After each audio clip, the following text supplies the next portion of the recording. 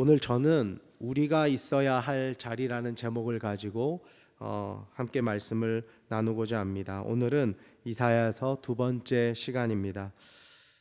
한국에서는 목사의 이중직에 대한 논란이 있습니다. 어떤 분은 목사의 이중직을 반대하고 어떤 분은 찬성합니다.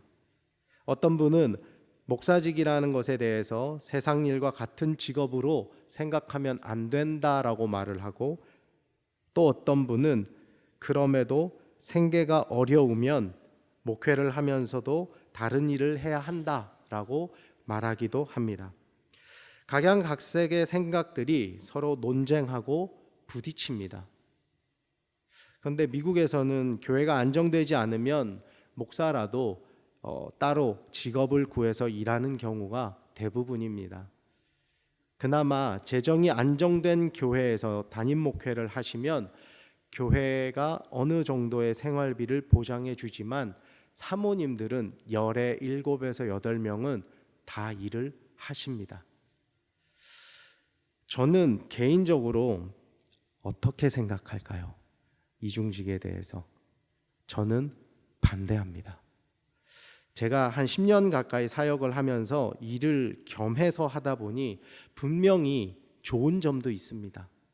그러나 사역을 함에 있어서 안 좋은 점이 더 많았던 것 같습니다. 물론 가족이 생계가 어려워서 정말 오늘 먹을 끼니가 없어서 아픈데 병원을 갈 돈이 없어서 어려움을 당한다면 목회를 하더라도 당연히 일을 해야지요. 그러나 하나님으로부터 부르심을 받은 목회자는 목회 현장에 있어야 한다는 것이 저의 생각입니다. 그 자리가 담임 목회지든 부교역자의 자리가 됐든 그거는 상관이 없습니다. 부르심에 순종해서 사역의 자리에 있다라는 것이 중요한 것입니다. 오늘 이사야서에 대해서 나누면서 왜 갑자기 목회자의 이중직에 대해서 언급할까 궁금해하실 분들도 계실 텐데요.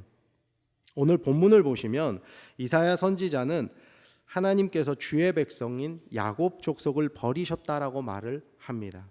그 이유를 6절 하반절부터 9절까지 기록하고 있습니다. 보시겠습니다. 그들에게 동방 풍속이 가득하며 그들이 블레셋 사람들 같이 점을 치며 이방인과 더불어 손을 잡아 언약하였음이라. 그 땅에는 은금이 가득하고 보화가 무한하며 그 땅에는 마필이 가득하고 병거가 무수하며 그 땅에는 우상도 가득하므로 그들이 자기 손으로 짓고 자기 손가락으로 만든 것을 경배하여 천한 자도 절하며 귀한 자도 굴복하오니 그들을 용서하지 마옵소서. 먼저 야곱 족속을 버리신 이유를 보면 야곱 족속, 즉 이스라엘 백성이 있어야 할 자리에 있지 않았기 때문임을 본문을 통해서 우리는 볼 수가 있습니다. 그들이 거하는 곳에는 동방의 풍속이 가득하다라고 했습니다. 여기서 말하는 동방의 풍속은 이방의 풍속을 뜻합니다. 이는 결국 우상 숭배와 직결됩니다. 또한 블레셋 사람들과 같이 점을 치고 이방인들과 더불어 손을 잡고 언약을 맺었다라고 합니다. 하나님께서는 십계명을 통해서 하나님 외에 다른 신을 섬기지 말라고 분명히 명령하셨습니다. 그럼에도 이들은 제1계명부터 어겼습니다. 가장 경계하고 멀리 해야 하는 우상을 섬기고 이방인들과 언약을 맺었다는 것은 암묵적으로 이방신들을 인정하고 그들과 동맹을 체결했다는 것을 뜻합니다. 유다의 족속 이스라엘은 그들이 있어야 할 자리를 버리고 다른 길을 선택했습니다. 그리고 그 결과는 하나님으로부터의 심판입니다. 7절을 보시겠습니다. 그 땅에는 은금이 가득하고 보화가 무한하며 그 땅에는 마필이 가득하고 병거가 무수하며. 그들이 있는 곳에는 물질이 풍부하다는 것을 이야기합니다. 또한 마필이 가득하고 병거가 무수하다고 했는데 이것은 군사적으로 강한 힘을 가지고 있다라는 것을 뜻합니다. 경제가 튼튼하고 군사력이 강하면 대부분 살기가 좋은 나라일 것이다 라고 생각합니다. 안정된 나라일 것이다 라고 생각을 합니다. 안전이 보장된 나라처럼 보입니다. 그러나 하나님을 떠나기도 쉬운 나라입니다. 국가도 개인도 경제적으로 여유가 생기고 삶이 안정되면 하나님을 바라보기보다는 다른 곳에 관심을 가지게 될 확률이 많이 있습니다. 삶에 여유가 생기면 하나님을 바라보는 것이 아니라 사람들이 나를 어떻게 바라볼까라는 것에 더 신경을 쓰게 됩니다. 나의 명예와 사회적 지위를 찾게 됩니다. 사람들의 인정을 받기 원합니다. 그것에 목마르게 되다 보면 하나님이 아닌 나의 욕망을 채워줄 무언가를 찾아 헤매게 됩니다. 하나님께서 우리에게 부어주신 축복들이 많이 있습니다. 그 가운데 물질의 축복도 분명히 있습니다. 우리 가운데 물질의 축복을 받으신 분들도 계십니다. 그런데 물질의 축복을 나의 노력, 나의 희생으로 얻게 되었다라고 생각할 때 문제가 생겨나게 됩니다. 하나님께 대한 감사가 없어지고 내가 노력해서 얻어낸 것으로 생각하게 되며 그때부터 내 인생도 하나님이 주인이 아니라 내가 주인이 되어버린다는 것입니다. 다시 말해서 하나님께서 허락하신 것들을 생각하지 않고 내가 나의 노력으로 이루었다라고 생각합니다. 이것이 얼마나 무서운 생각인지 모릅니다. 이것은 하나님께 올려드려야 할 영광과 감사와 찬양을 다 가로채서 내가 하나님의 자리에 오르고자 하는 생각과 같다는 것입니다. 여러분, 우리의 삶은 하나님께서 허락하신 것입니다. 그렇기 때문에 우리의 삶의 주인은 하나님이십니다. 또한 우리가 누리는 모든 것들 역시 하나님으로부터 오는 것임을 믿어야 합니다. 그냥 믿음으로 끝나는 것이 아니라 우리 입술로 고백해야 합니다. 내 마음으로 간직하고 믿는 것 중요합니다. 그만큼 우리의 입술로 하나님께 감사를 올리고 하나님을 찬양하고 하나님께서 주신 것이라고 그렇게 우리의 입술로 선포할 때 하나님께서 영광 받으실 줄로 믿습니다. 지금 우리가 살아가고 있는 이 세상에서의 삶은 하나님께서 허락하신 삶이 분명히 맞습니다. 그러나 이 세상에서의 삶이 영원한 삶은 아닙니다. 우리가 바라고 기다리는 삶은 하나님께서 준비하신 영원한 삶, 하나님 나라에서의 삶인 것입니다. 그렇기 때문에 우리는 이 땅에서 쌓은 모든 것들이 지금은 중요하게 생각되어지지만 결국 하나님의 날이 왔을 때 우리가 쌓은 모든 것들이 허물어지고 말 것입니다. 12절부터 19절을 보시겠습니다. 대저 만군의 여호와의 날이 모든 교만한 자와 거만한 자와 자고한 자에게 임하리니 그들이 낮아지리라. 또 레바논의 높고 높은 모든 백향목과 바산의 모든 상수리 나무와 모든 높은 산과 모든 솟아오른 작은 언덕과 모든 높은 망대와 모든 견고한 성벽과 다시스의 모든 배와 모든 아름다운 조각물에 임하리니 그날은 어떤 날입니까? 마지막 때 하나님의 심판의 날, 그날에 자고한 자는 굴복하며 교만한 자는 낮아지고 여호와께서 홀로 높임을 받을 것이요 우상들은 온전히 없어질 것이며 사람들이 암혈과 토굴로 들어가서 여호와께서 땅을 진동시키려고 일어나실 때에 그의 위엄과 그의 광대하심의 영광을 피할 것이라. 여호와의 날이 임할 때 세상의 모든 것들은 낮아지고 없어지고 허물어진다고 합니다. 인간들이 좋다고 여기고 귀중히 여기고 가치 있게 여겼던 모든 것들이 없어질 것이라고 성경은 기록하고 있습니다. 20절을 보시겠습니다. 사람이 자기를 위하여 경배하려고 만들었던 은 우상과 그 무상을 그날에 두더지와 박쥐에게 던지고 사람이 스스로를 위해서 만든 우상들은 모두 두더지와 박쥐에게 던져진다라고 기록합니다. 두더지와 박쥐는 정결한 것들이 아닙니다. 선지자는 우상을 설치류에 비유해서 본래 있어야 할 곳, 즉 불결하고 매스꺼운 곳으로 던져질 것을 이야기합니다. 오직 한 분 하나님만이 경배받으시고 존귀하게 여김을 받으실 분임을 우리는 기억해야 합니다. 우리의 삶의 주인은 오직 하나님 한 분뿐임을 기억해야 합니다. 22절은 이렇게 기록합니다. 너희는 인생을 의지하지 말라.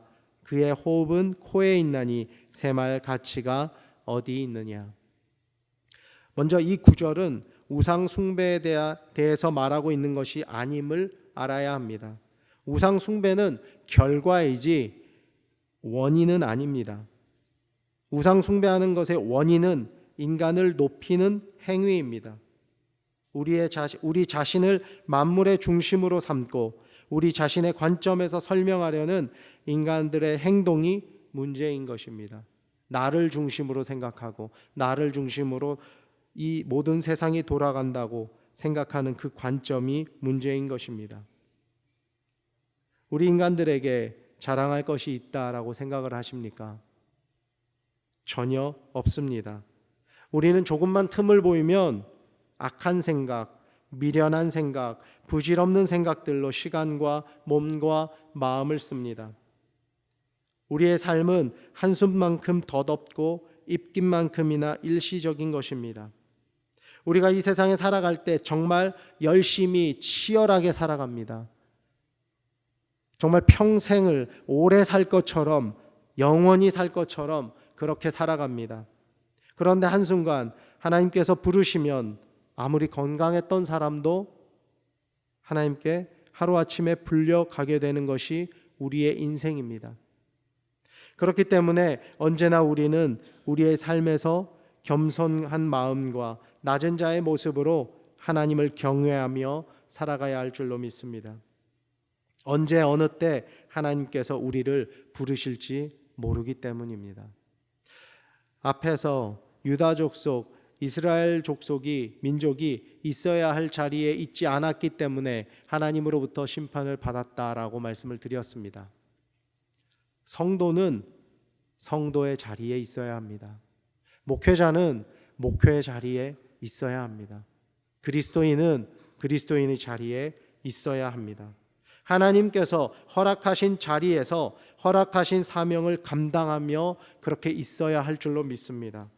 오늘 나눈 본문에서 야곱 족속 이스라엘은 있어야 할 자리에 있지 않고 섬기지 말아야 할 것들을 섬기며 하지 말아야 할 것들을 행했습니다. 그렇기 때문에 하나님으로부터 버림받았고 심판받았습니다. 세상은 물질적으로 풍부할 수 있습니다. 풍족할 수 있습니다. 군사적으로 강할 수 있습니다. 그러나 그것이 전부가 아님을 알아야 합니다. 이스라엘은 세상의 풍족함과 강한 군사력과 손을 잡았습니다. 그리고 이방 신들을 섬기고 이방 문화를 받아들였습니다. 하나님께서 금하신 모든 것들을 행합니다. 그리고 그 결과 그들은 수치와 부끄러움을 당하고 하나님께 버림받는 결과를 얻게 됩니다. 이사야서 2장 2절은 이렇게 기록합니다. 말이래 여호와의 전에 산이 모든 산 꼭대기에 굳게 설 것이요 모든 작은 산 위에 뛰어나리니 만방이 그리로 모여들 것이라. 여기에 나오는 말일은 구약시대의 끝을 의미합니다. 아울러 다가오는 메시아의 시대, 신약시대를 의미합니다. 또한 여호와의 전에 사는 교회를 뜻합니다. 이 교회는 세상 가운데서 핍박받지만 사실은 이기는 것이며 결국에 승리의 모습으로 다가올 것입니다. 또 만방이 그리로 모여들 것이라고 기록하고 있는데 전에 바벨론 탑을 쌓았던 인류는 그 바벨론 탑으로 인해서 세상으로 흩어졌습니다.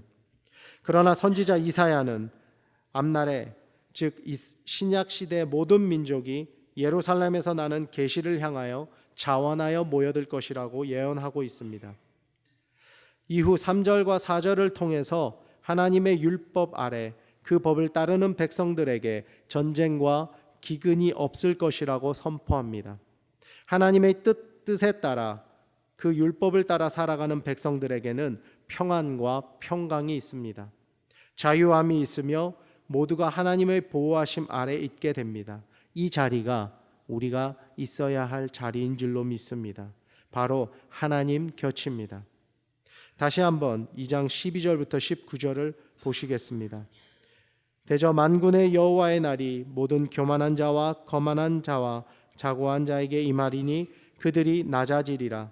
또 레바논의 높고 높은 모든 백향목과 바산의 모든 상수리 나무와 모든 높은 산과 모든 솟아오른 작은 언덕과 모든 높은 망대와 모든 견고한 성벽과 다시스의 모든 배와 모든 아름다운 조각물에 임하리니 그날에 자고한 자는 굴복되며 교만한 자는 낮아지고 여호와께서 홀로 높임을 받을 것이요 우상들은 온전히 없어질 것이며 사람들이 암혈과 토굴로 들어가서 여호와께서 땅을 진동시키려고 일어나실 때에 그의 위엄과 그 광대하심의 영광을 피할 것이라. 여호와 하나님께로 돌이키지 않는 사람들의 결말을 성경은 이렇게 기록하고 있습니다.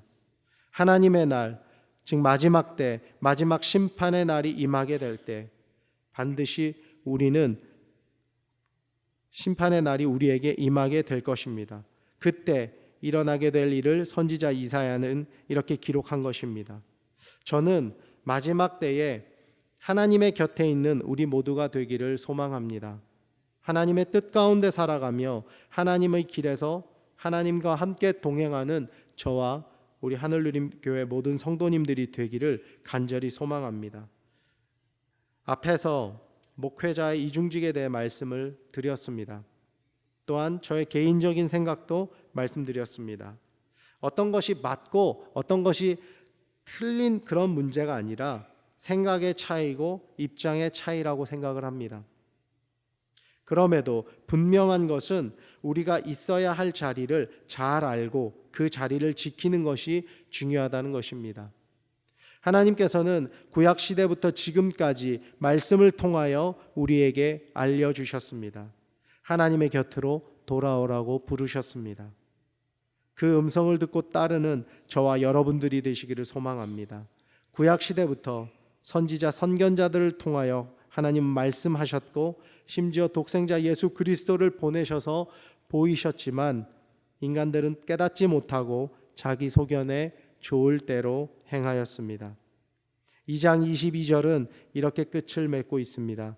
너희는 인생을 의지하지 말라. 그 호흡은 코에 있나니 새말 가치가 어디 있느냐. 앞에서도 언급했듯이 이 구절은 우상숭배에 관한 구절이 아닙니다.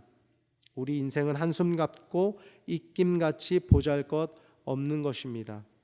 영원할 것 같지만 덧없는 인생을 의지하는 것이 아니라 만군의 여호와 하나님만을 의지하여 주의 길에서 자유함을 온전히 누리시는 저와 여러분들이 되시기를 우리 주님의 이름으로 축원합니다.